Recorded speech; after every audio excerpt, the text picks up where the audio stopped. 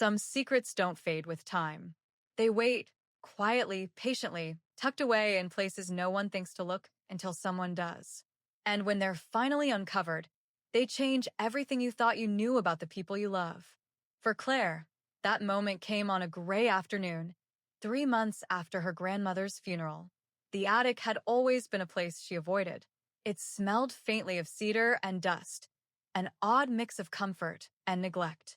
Her grandmother's old rocking chair sat near the window, draped in a quilt that had once been bright but now faded into the quiet colors of time.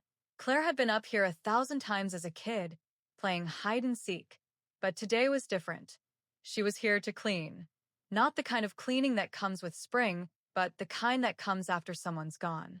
Her grandmother had passed away 3 months ago, and while the grief had softened into something manageable, the silence still hurt. There were boxes to sort through, trunks to open, clothes to donate. Life's leftovers. Claire lifted an old suitcase from the corner, its leather cracked, the brass clasp stiff. Inside were photographs, sepia-toned portraits of people she didn't recognize, a pressed rose, a silk scarf still holding a faint trace of lavender, and at the bottom a letter. It was yellowed and fragile, the envelope sealed but brittle at the edges. Her grandmother's name was written in neat, slanted handwriting, but the return address wasn't familiar. James Whitaker, Paris, France. Claire frowned. She didn't know anyone in her family had ever been to Paris. Her hands hesitated before sliding under the flap. The paper inside was delicate, the ink slightly smudged in places as though written in a hurry, or with trembling hands. My dearest Eleanor, if you are reading this, then the war has kept me from returning. I promised I would write when it was safe, but perhaps safety is something neither of us will see again. I remember our walks along the Seine, the smell of fresh bread from the corner bakery, your laughter when I tried to speak French and failed miserably. I remember the night we sat on Pont Neuf, feet dangling over the edge, and you told me you'd wait for me. If fate is kind, we will meet again in this life. If not, know that my love for you will remain, unfaded, unbroken, beyond time and place. Forever yours, James. Claire sat frozen. The attic felt colder. Her grandmother's name wasn't Eleanor. It was Margaret. Or at least, that's what Claire had always believed. She read the letter again, slower this time, searching for meaning in the loops of the handwriting. James's words were tender, aching. They didn't sound like the polite affection of a pen pal. They were love. A deep, once-in-a-lifetime kind of love. She looked through the rest of the suitcase, desperate for more. And she found it, tucked inside a slim notebook. Newspaper clippings. A photograph of a young woman with dark hair in a polka-dot dress, standing in front of what looked like the Eiffel Tower. She was smiling. That same smile Claire had seen in countless family photos, only younger, freer. Her grandmother. Claire turned the photograph over. In faded ink, someone had written, Eleanor, Spring, 1944. That night, Claire sat at her kitchen table with the letter in front of her, lit only by a single lamp. She kept picturing her grandmother as Eleanor, the woman in the polka dress, laughing by the Seine, waiting for a man named James who might never have returned. Her grandmother had never spoken of Paris, or James. She'd married Claire's grandfather a few years after the war. They'd raised children, built a life, grown old together. And yet there had been this other life before, hidden in the attic. Claire couldn't sleep. She searched archives online, piecing together fragments. She found mention of an American soldier named James Whitaker who'd gone missing in France in 1944. No remains recovered. No confirmed fate. Just a name on a memorial wall. The next morning, Claire drove to her mother's house. She placed the letter gently on the table. Her mother stared at it for a long time before speaking. I didn't think you'd ever find this. You knew? Claire asked. Her mother nodded.